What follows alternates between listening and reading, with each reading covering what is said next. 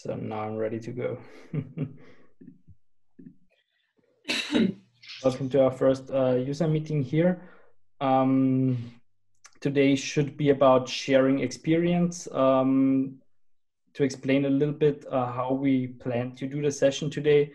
If you would like to share your experience or contribute to a discussion, you can raise your hand. There is a little symbol on the bottom of your menu screen to raise your hand, and then we can promote you to be in the panel and to actively participate in the discussion. We have also invited some speakers, which are Professor Dr. Eugenio Leite. He was the first EI user in Portugal, and also one of the first who started with laser refraction surgery and cataract surgery in Portugal. And then we have also on the panel Dr. Saleel JIVRAJ. Also, he's from Canada, and he's the first EI, or one of the first EI users from Canada, and he actually started just a few weeks ago. And I think it will be perfect to hear his perspective of how it is to install an EI and how to start working actually with the device.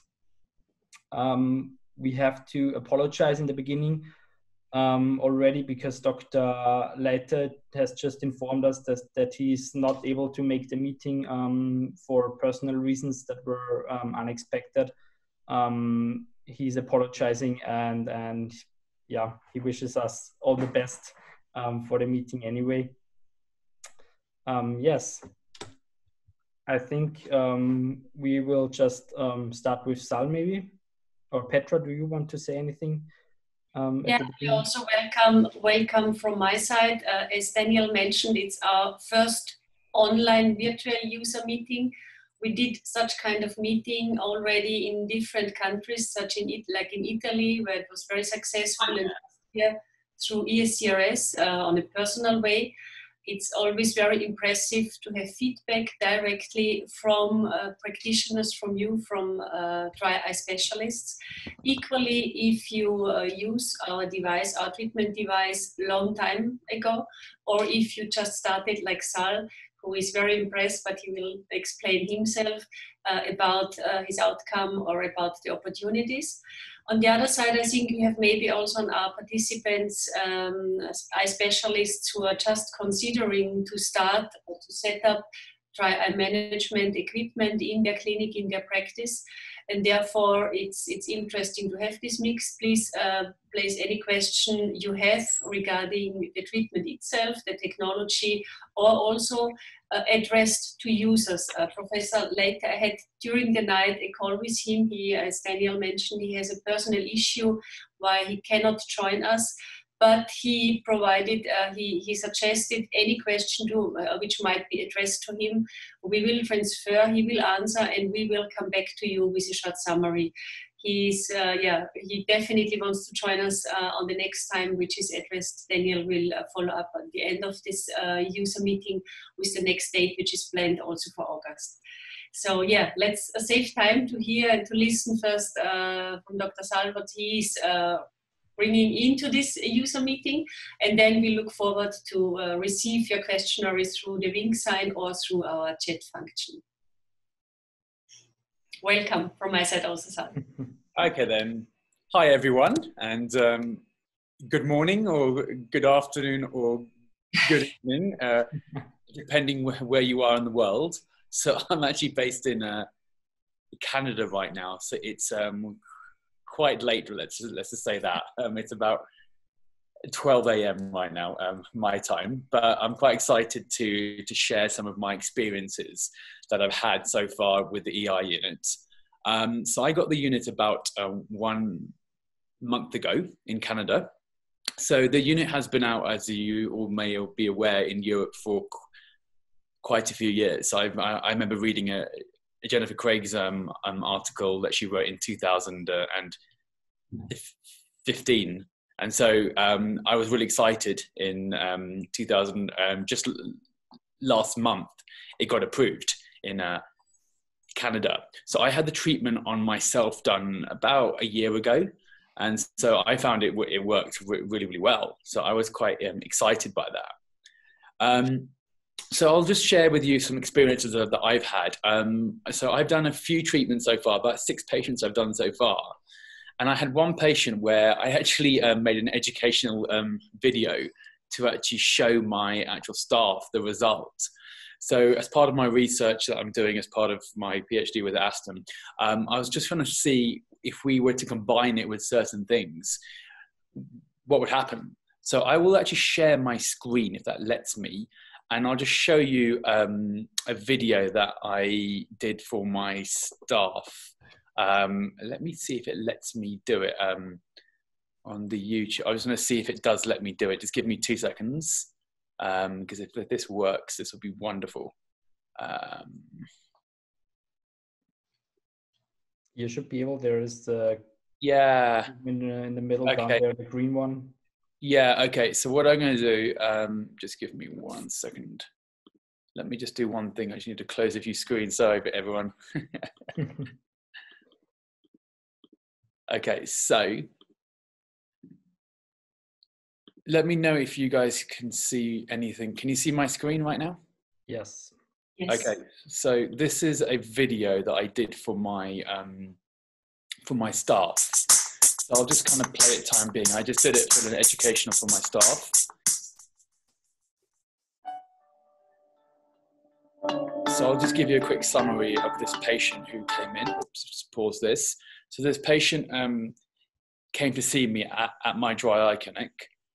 Complaining of severe dry eyes. And so we did the meibography scan for this patient, and we can see that there's a fair bit of loss of the glands there. So this is a 68-year-old male having dry eyes for the last 15 years or so, complaining, and he came to my clinic, my specialist dry eye clinic. And so I scanned his glands. And then I just, as my routine examination, I just looked at his lids, and just by me just doing a gentle push on them, I could see how much came out. And so I was like, wow, this patient would be a great candidate to do some treatment with. His DEQ score came out at 19. So he had pretty bad dry eyes, and his tear breakup time, I believe, was around 6 seconds. So there was for sure some dry eyes going on there. So as part of my practice, I routinely on every single patient do a DEQ5. So this is the patient where I did it. And so I've been combining now the iLux with the IRPL. And so I have done a few patients where I haven't done the iLux with it and just done the IRPL. And what's really interesting is that I found is that I don't need to do the iLux with expression, because obviously it still works without having to do it. But I found some really amazing results when I did both at the same time. So I have done a patient where I haven't done anything with IRPL and with that. But this one I just chose to do it, and I kind of made it into an educational video for my staff as they were learning it. So this is just me doing the actual treatment with the iLux. You'll see that what I kind of get, I'll get to the juicy bits, which are kind of interesting, because I was doing the top lid, and then as you can see, when the expression comes out, it was as if the IRPL, so if you can guys just generally see how much expression I got out of that.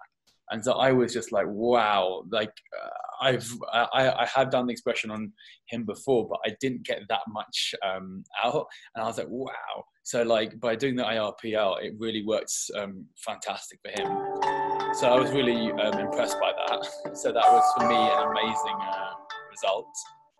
He felt so much better at the end. And so I'll just cut to the top lid as well, because I did a bit on the top lid as well. And this patient has given me consent and all that stuff to do the education video, because he was a really bad sufferer of dry eyes, and he was really keen to have this done. So I said we would do it for him as part of like a learning exercise as well. So this is like, just to give you an idea, that is the expression that I got. So in my life, I've never seen such a good expression ever. So this was amazing to see how much expression we got post IRPL. And this was on day 0. And I just saw him back yesterday as well, and I didn't do the eye locks on him, and I still got an excellent expression as well, because on the second guy, I just wanted to see what would happen. So I'm kind of experimenting as well, just kind of learning how to go. But I was really impressed with the results that I'm getting with the IRPL, and kind of like, and what's interesting is that even before I even did the eye locks on the patient, his glands were just oozing out. And so I'm sure from the user meeting, I'd love to hear other people's experience on it as well to see, but I didn't even express his glands, but there was still stuff that was starting to like flow, which is really interesting. So I'm really fascinated by that. What I did as well, just today, my rep from in Canada, we have a rep, our distributor is iMed Pharma.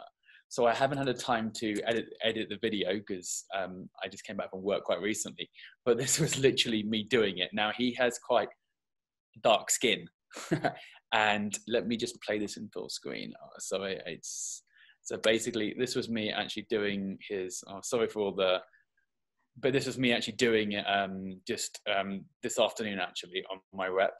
And so he has quite a dark skin, but we managed to, I'll just pause it here. We actually did a fair bit of, on the stickers, because where his molds were, we did put on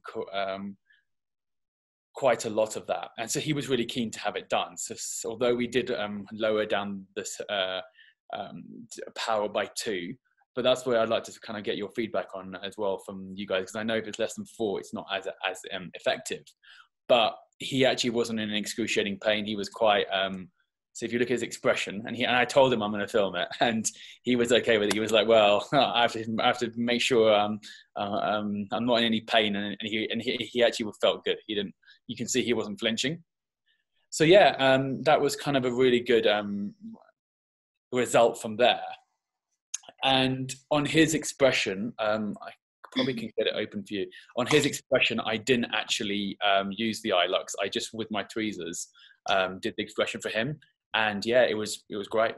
So that's been my first go at kind of doing the IRPL. I've been quite happy with it. Patients have kind of enjoyed it so far.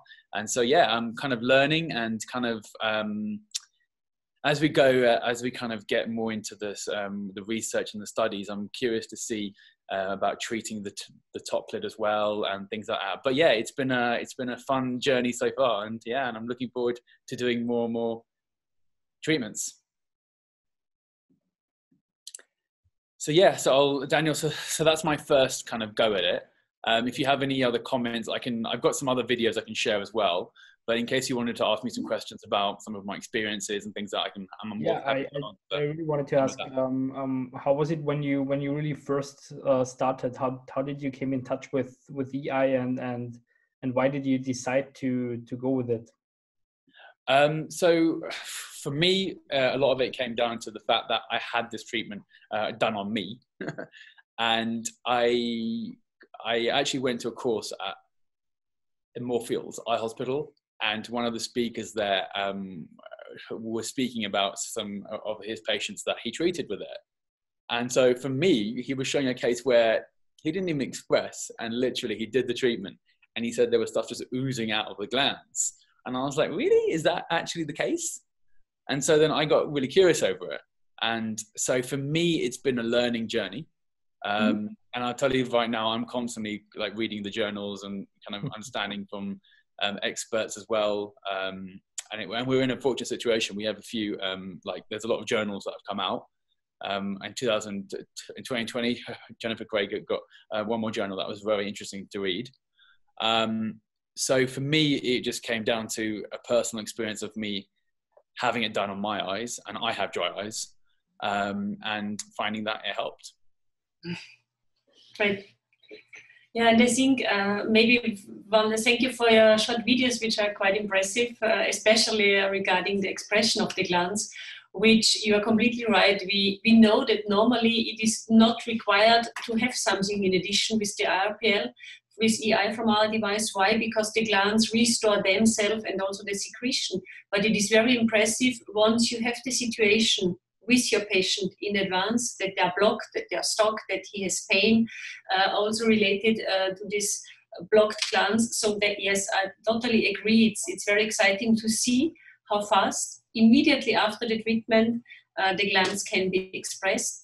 And interesting, especially with your first patients, will be the increase of comfort in their eyes with second, third, and if required with the fourth session.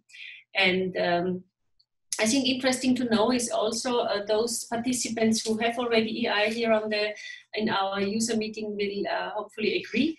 But very interesting is always to see long-term run. That means the long-term result, which was also part of Jennifer's work in her second journal, to say, okay, we know IPL in general means light or a warming effect can improve also this situation to more easily express the glands. But the big advantage or the big difference with IRPL, with the regulation, is that you have this long time evidence. That means that the result you are excited now directly afterwards remain. And that's a very positive sign for the patient, that he feels, and I think in his subjective result and benefit, that this effect to have better comfort is not something which is created only by heat or by warming effect, by masks or something like that. This comfort rests really a long time. And that will be, I think, on your journey, a very exciting part. I think it would have been very interesting for you also to exchange with Professor Leite here, but we will do next time, because he, as Daniel mentioned, Professor Leite was in Portugal, the initial first user from EI, this was one point, but also the initial first dry eye specialists who set up a dry eye clinic, who started, as mentioned, with surgery. And he realized in a very early stage, especially with surgery, the symptoms of dry eye are a really related condition. So for him, it was quite usual to treat everybody of his patients. He didn't take care of large analysis in advance, because he realized the better shape the glands are, and not only the glands, also which is for surgery very important, the better shape for the tear film, for the lipid layer of the tear film, the better result and the better condition after the surgery. So he will maybe confirm next time, but he treats nearly everybody. And in addition, he has also interesting feedback regarding his follow-up. That means he normally did 3 sessions, if I remember right, with each patient. And then he makes regular maintenance 1 time a year. He also changed a little bit during the years, because he understood, okay, sometimes patients keep very long time without symptoms. But for him, I think it's also part of his clinic practice and part of his service to his patients, to provide regular service to avoid upcoming symptoms and to keep this well-performed shape of the glands, of the lipid layer, to have it stable. So yes, it's great to hear how you start your journey. And I'm sorry to interrupt there. What I would say is that from Eric's talk, I actually attended all the lectures for the last month or so. So I took some pearls from that, actually, which were quite nice, actually. So he does a few things as well, which I've kind of implemented into my practice. So these are just like best practice things that I find that I kind of work as well. So for today's treatment, for example, I got them to wear their mask. I did a Buddha mask on them and for 10 minutes first. Then I did the IRPL, and then I did the expression. So I'm combining all of them at the same time. And then what I then did is then I'm then getting them to follow the treatment at home as well. And so I find that with compliance is the really hard thing for patients. And that's where I really like to kind of encourage them to kind of be actively managing their dry eye. And so it's like when you go to get your teeth cleaned. So yes, you go every like 6 months to your dentist, but you still have to go home and brush and floss and all that stuff. And so I give the same analogy to my patients as well, saying this is really important. We're doing these treatments, but we want to make sure also when you leave here today, you're also doing some maintenance as well. And I know all the studies show that, I said 55% of patients after the treatment don't need to use the drop, which is great as well. But I still like to encourage them to say, hey, let's do it in stages so that we kind of help the process. And so I find that I have got patients just to kind of track. We're using the app. I've got like a free app which helps the patients to help with the compliance, so that therefore they'll know to come on day 0, 15 and 45, but it also tells them, hey, it's time to do your hot compressing and just to put some drops in, just so that they get the best result for these next 45 days. So that's been my experience. Perfect. Do you, Sal, from your side, have questions, for example, to our participants who are using the AI, or especially to us? Yeah, I would love to hear from. Yeah, I would love to hear from other colleagues who are more experienced than me, and then using this the unit of like what cases have been great results, which patients have been harder to deal with, and I mean just to kind of get feedback on how you've approached it. And so because part of one of the research studies we're really looking at is to see how the DEQ5 improves and the OSDI, as well as the tear breakup time. How have you found it has improved over the last 45 days? Is it within the first 3 treatments, or is it after the second treatment? So I would really love to hear from the users to see where they find that it is improving. Yeah. I've just seen around 65% of our of our participants here already have an EI. So I would really encourage you to raise your hand. And I can either promote you to the panel if you want to have video also enabled, and I can also just give you permission for the microphone, so you can just use the microphone. In the meantime, until maybe some participants come on the board, I would say, let me say one thing. Sal, as you mentioned, it's very impressive to hear and to exchange this best practice user experience. We plan to set up here a network. It's also an information for all participants here on the board. We plan to set up a real network inside all users, where you can chat directly also, because very often it's not required to have us on board being the manufacturer. Only, for example, if there are specific questions on the technical side, on the product side, but very often we consider it's much more impressive for you, within your specialists and experience and your expertise, to exchange here. And we have heard also through our webinars in June, there have been many best practices from all over the world. And it's always for us also very exciting to see what is possible, to see with very advanced in severe dry eye situations can be solved. But on the other side, not to forget that even if patients do not have severe dry eye, and you mentioned the OSDI, for example, only the daily comfort by wearing lenses, by feel okay, even in the evening, my eyes keep fresh, remain fresh. That's very positive signs. If you do something like you mentioned, the comparison with disc care, to prevent and to take care about eye health and vision comfort also during the year. That's a big issue, I think. We heard from last webinar, Dr. Luca Vigo. He also mentioned that it's expected that 40% more candidates of dry eye patients will arrive in the dry eye clinics due to corona situations where you have been obliged and used to have different work frames and workspaces.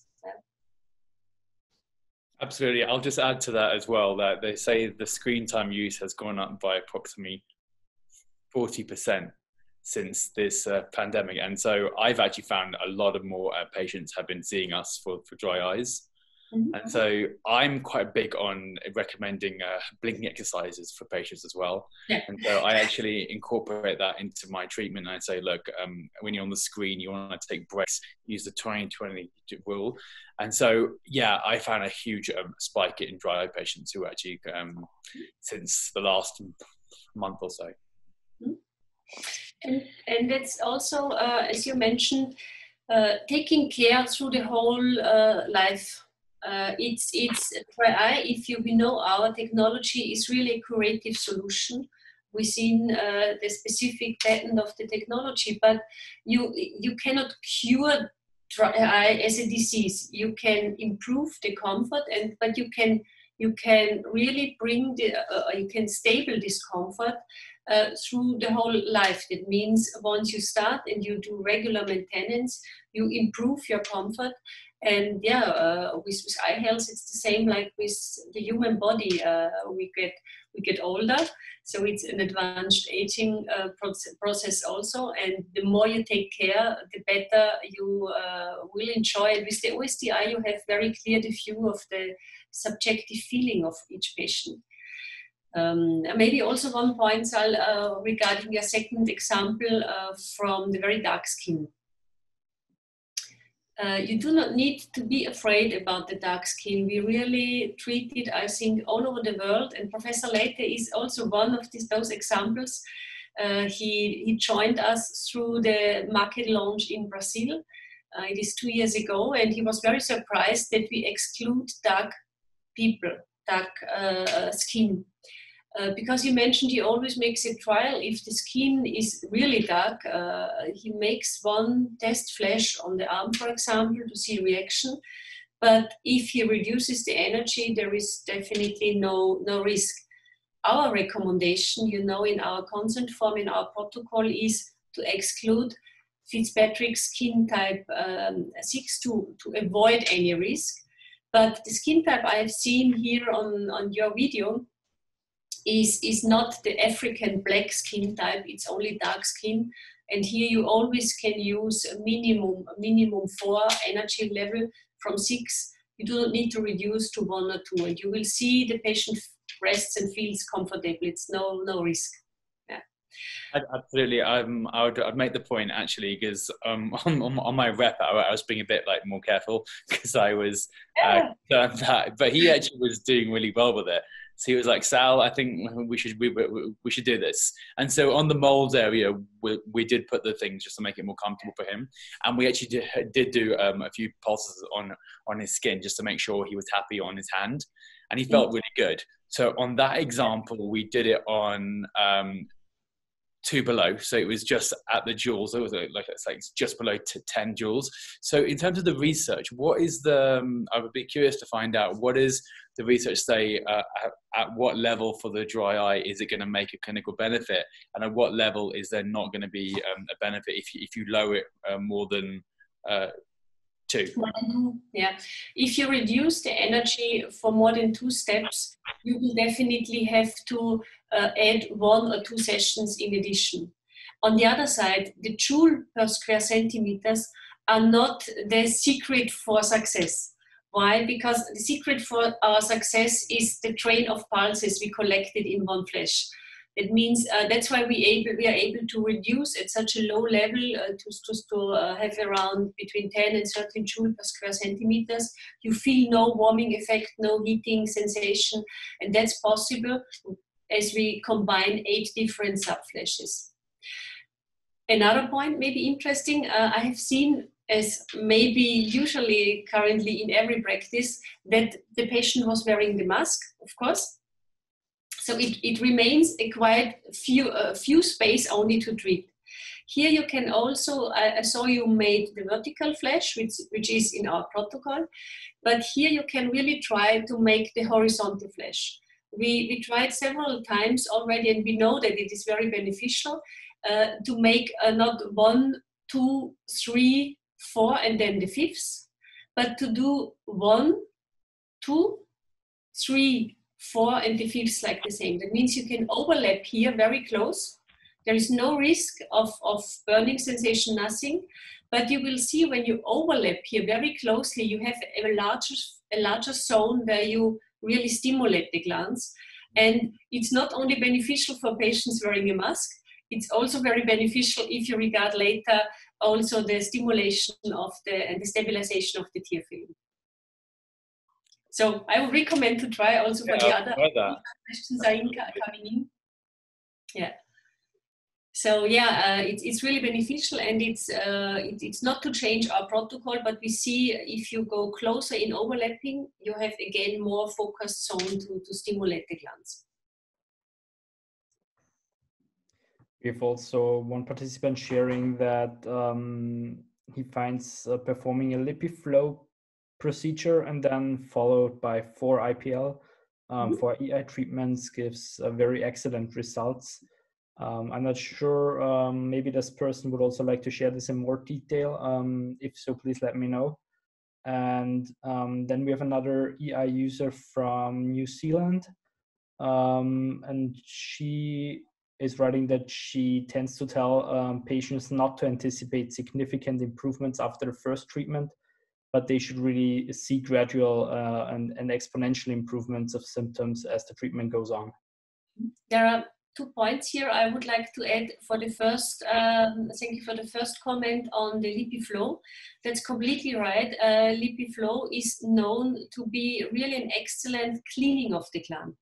It's, yeah, of course, it's maybe an expensive cleaning of the gland, but it works really properly, and it comes perfectly together with stimulation of the glands by RPL, and not only the stimulation by the glands, but also improvement of secretion and improvement and stabilization of the lipid layer. To the other comment from our participant from New Zealand, that's, again, I would totally agree.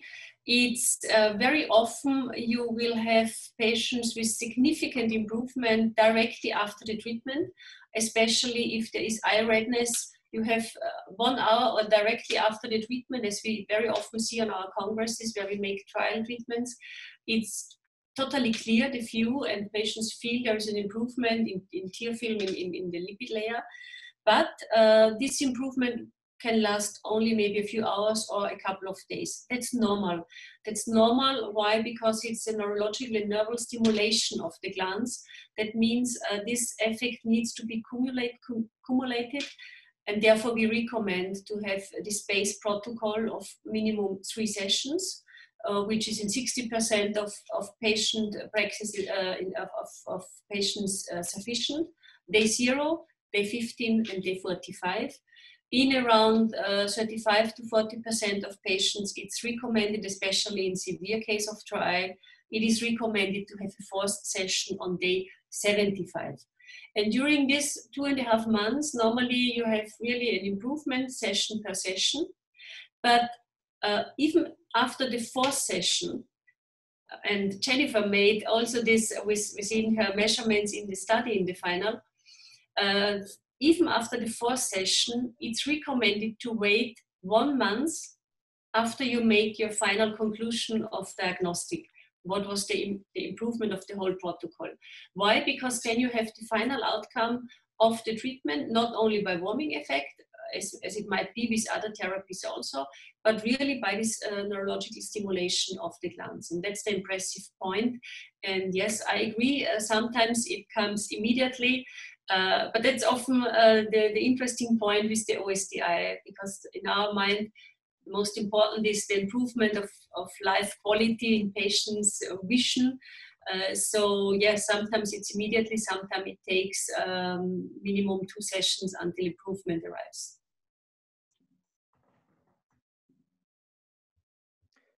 Sal, in the meanwhile, I would like to ask you, what do you think about diagnostics, not only after the treatment to confirm if it worked, but also before the treatment to filter out dry eye patients? What do you do here? 100%. So in terms of my dry eye clinic, before I do any treatment, I always want to start with my protocol. And so my protocol, first thing to do is the DEQ5 or the OSDI. And so what I like to do is I like to go through TFOS. So TFOS has a really nice graph that kind of shows you the things to actually check for. And so we actually have an anterior eye camera in the office, which a lot of clinics now do have, which is fantastic. And so we fluorescein every single patient. And I can't emphasize how imperative it is to fluorescein every routine eye exam. So as part of us, irrelevant if it's a dry eye clinic or not, we do a questionnaire for every routine exam that comes in, as well as a fluorescein check on every single patient. And we also do an expression with our thumb for every single routine exam, because this will help us to understand which patients are dry and which aren't. Now, where I am based in Calgary, there's been studies done to say that 87% of people in Calgary have experienced dry eye symptoms. So we are in an area where it's extremely, extremely dry. When I did my research paper that came out, we found in my practice 50% had clinical signs of dry eye. And that's just like for patients who are just walking in. And so they, on the OSDI survey, they had mild to moderate signs of dry eye. And so I like to kind of triage the patient so that they understand that we're working through it. And so once the OSDI and DQ are done, we do the fluorescein checks. And then if they are, then we do the expression to kind of gauge what's coming out of their glands. And I would say to you, if you can get an MGD evaluator, it's a very useful tool to have. It's only if like in the US and North American market, it's about $30, something like that. I'm sure in the Europe, it's not that expensive in euros, but it just gives you the ability to see the glands for every single patient and to grade them. Then when we do, once that section is done, we then triage them into the dry eye clinic. And so in the dry eye clinic, then we go into the more detail. So we know from TFOS GS2 the importance of tear osmolarity testing.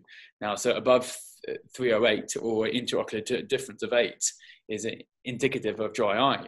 So in our dry eye appointment, we're very much looking to see, is there a difference of the two eyes? So we will do that as the first thing we do before anything else is the tear osmolarity testing. We're quite fortunate that we have some cool toys at our office, and I know there's new stuff coming with ESW as well, but we have meibography, we have non-invasive tear breakup time, which I think is so invaluable. So when we're on the slit lamp, we will do the tear breakup time with fluorescein in, but I can't emphasize the value of doing it when it's not with fluorescein in. And so that for me is so indicative for how the patients are going to be. Now, I'm sure all the optometrists know that if you have a patient who comes in and their disc is like a 0.9 disc, you would obviously want to follow your routine of how to treat glaucoma. So you would, a standard of care, you're always going to be checking, you know, the visual field, the pressures, looking at the cupping of the disc. So for dry eye, I really feel there's a massive need to meibography, like everyone, but virtually, because you'll learn so much from it. And so in my clinic, I do it as part of my eye exam. So when they see me, we have different optometrists at our clinic, but when they see me, it's part of my eye exam. So I meibography every single patient, because from that, I'll know how to treat their eyes. So I have patients where they have 0 glands left, and then I know that certain treatments aren't the best for them. Whereas I have patients who have really like healthy glands. So it comes down to looking at it when you treat glaucoma, it's structure and function. So that they're my two key things that I do when I'm doing my dry eye clinic. So for me, I have to know for every single patient the structure, and then when I push on the lids to see what's coming out, so the function. And so we have loads of other toys that we could do at the practice as part of the diagnostic. We have the Sherman's test. We have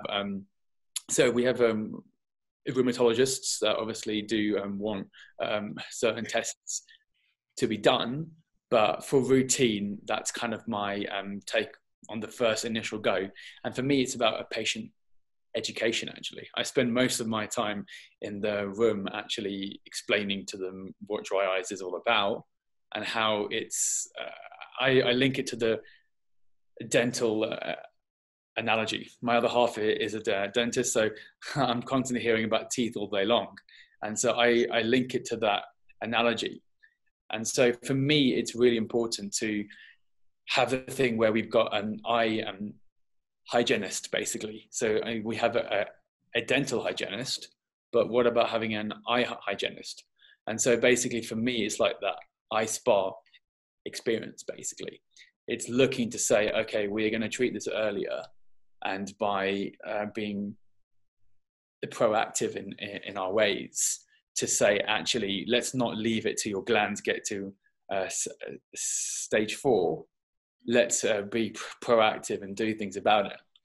And so there are a few papers that are quite interesting, which there's still studies coming out to say that would IPL actually stimulate the glands to regrow? I mean, that one is still out there. There's some people saying that there is some interesting case studies. So I would say it's an exciting time for dry eye research, and kind of, I would say involving the patient for me is the biggest thing that I do for my dry eye appointments. Yeah, and for mammography, to add here one point, you're the specialist, you know much more and much better. You see much more patients, of course, with their condition on the mammography, on the meibomian glands. But you're right, it's like a hygienic part to take care of them. And equally, if they are lost, or if you cannot regrow, glands who are lost.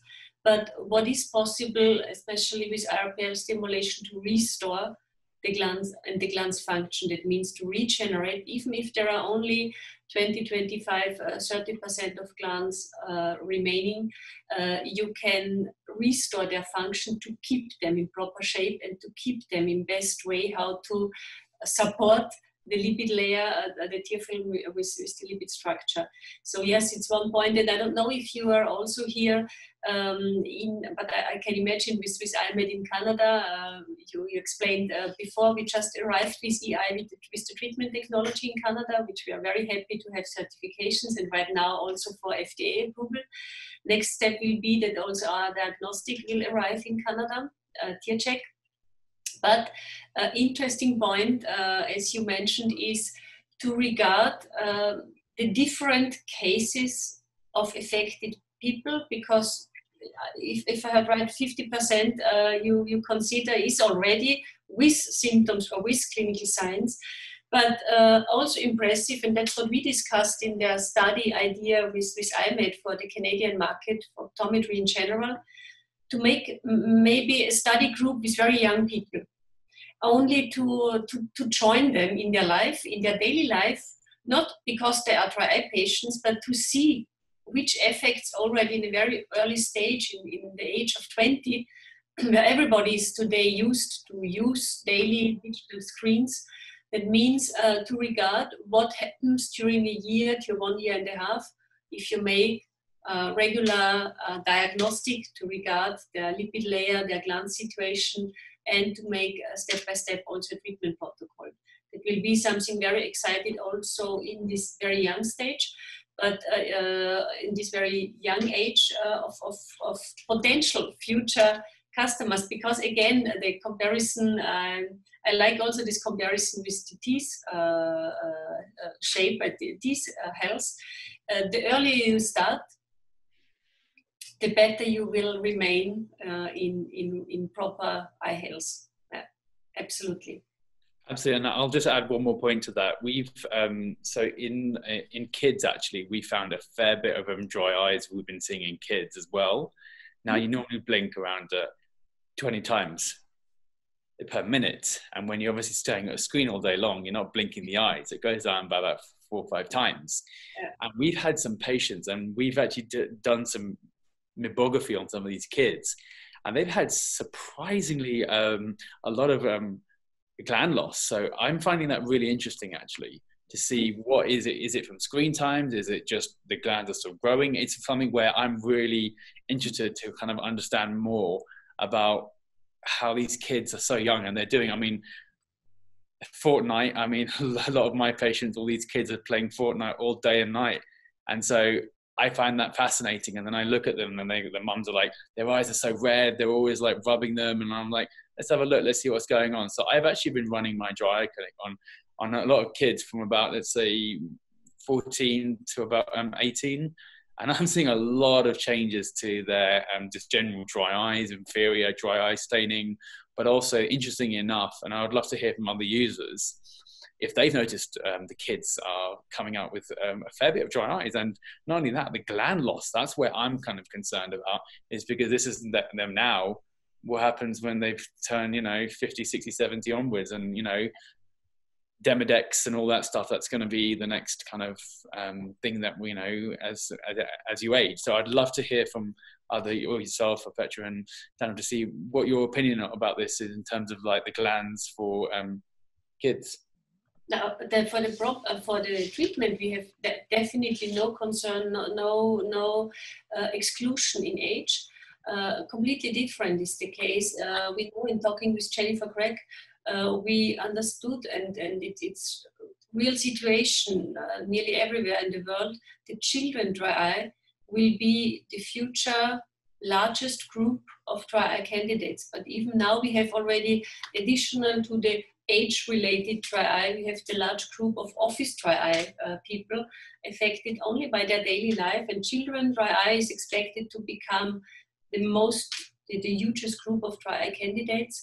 We have no restrictions on treating children with EI. It's in responsibility, of course, of the parents, but there is no contraindication, no side effect. It's completely different. The earlier you start, because you are completely right, Sal, with children are using a lot of digital screens and they have it very close, so they forget to blink. And I could also compare it with sport. If you only take your sofa and you do not move, you do not move yourself, your body, your muscles will decrease, will degenerate. And it's the same for the glands. They degenerate if they are not in use. And that means with the simple training, as you recommended, to look far away, to blink regularly, to really break this period up front a screen and to say, look on the next mountain or the next tree and train and regard this 20 seconds. You can do a lot of simple things. You do not need always to start with an IPL treatment. I don't want to say, but to regenerate the gland's function, it might be something very useful, and to show the myopography also to children or to the parents what happens with their children, meibomian glands already, can be part of this education which you also recommended. Absolutely. I've just started another survey, and here we're currently at 70% of our participants who have already noticed that there is increased dry eye in kids. 80% almost now. So I think that's really an important point to look at also in research. Yeah.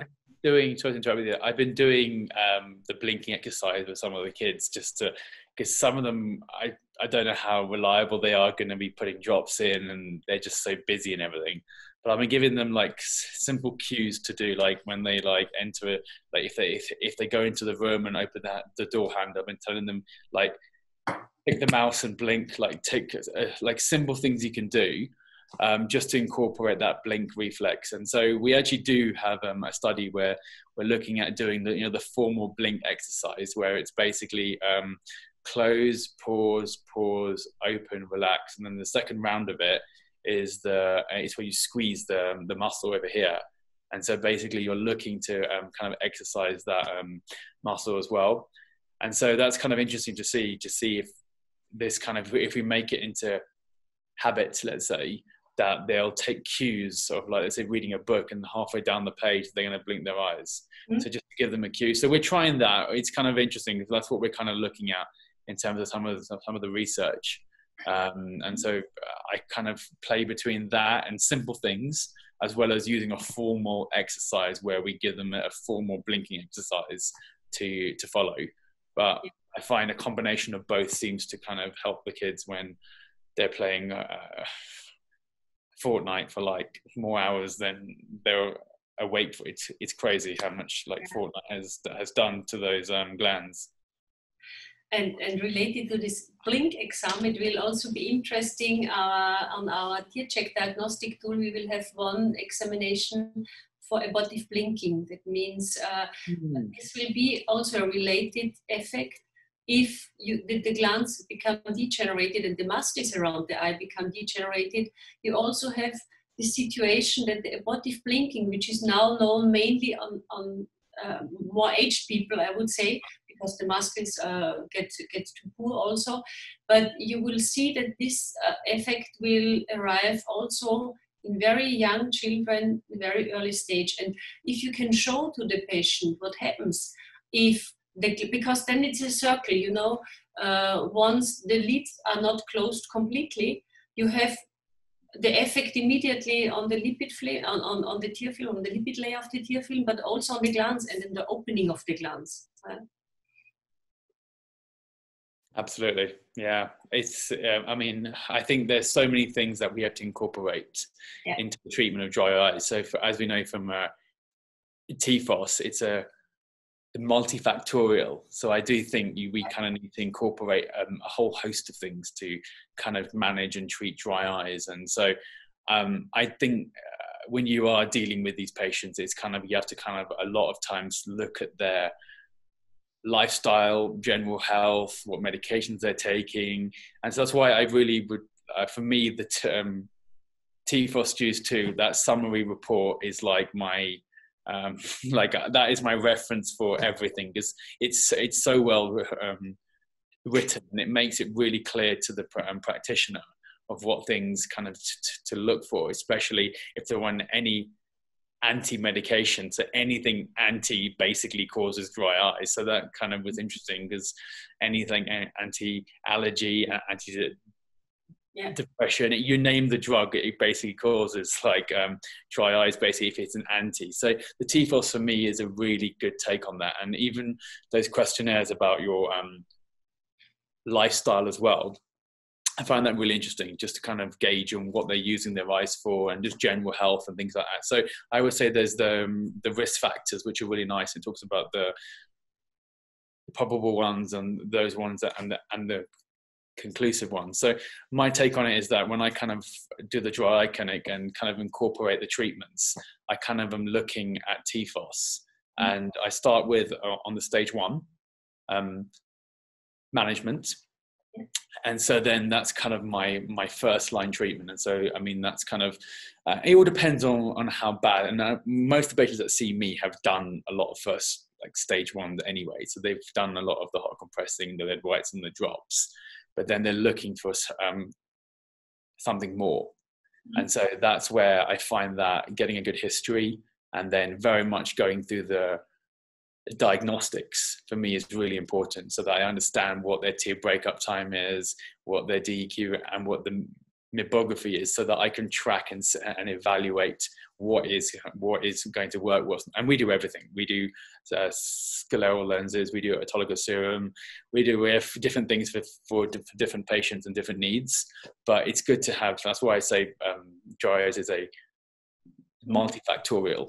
And so it's kind of, you kind of have to kind of get that understanding from the patient. But I'm excited to kind of see the results so far with IRPL. And that's why I'm really excited that if we can have these meetings kind of like to discuss the practices, because we can all learn from that as well. No, it's also our great pleasure to have also very I would say very new dry eye user with this experience, and I think Daniel will. The hour is quite close, but he will maybe also give an announcement for our next meeting, and also here we have speakers. I would really appreciate, Sal, if you also could join us for the next time. We will also have here from South Africa, from Dr. Leite will try to join us, but maybe I'll let Daniel explain a little bit. I think we have right now already 6 or 7 speakers who will be willing to attend. Some from South America, also from the Middle East, and Dr. Leite will of course also join. So we're really excited to have the second meeting. Maybe also our participants are a little bit more open to share their experiences. They were a little bit shy today, but no worries. The meeting will be on 26th of August at 4 p.m. Central European time. Sal, this is also for you, might be a little bit more convenient, like now. So yeah, registration links are out on our social medias and will also be posted on our website shortly. Yeah, great thanks to you, Sal, and it was a pleasure that you joined us, especially during midnight. Really great, and you look so fresh. It's great. It's all that IPL. Yeah, of course. Yeah, those are the side effects, right? Yeah, great pleasure, and thank you. We keep in touch for next, and all the best to Canada. Thank you so much. Thank you again. I look forward to speaking to you all soon. Okay, perfect. Well, have a good night. Thank you.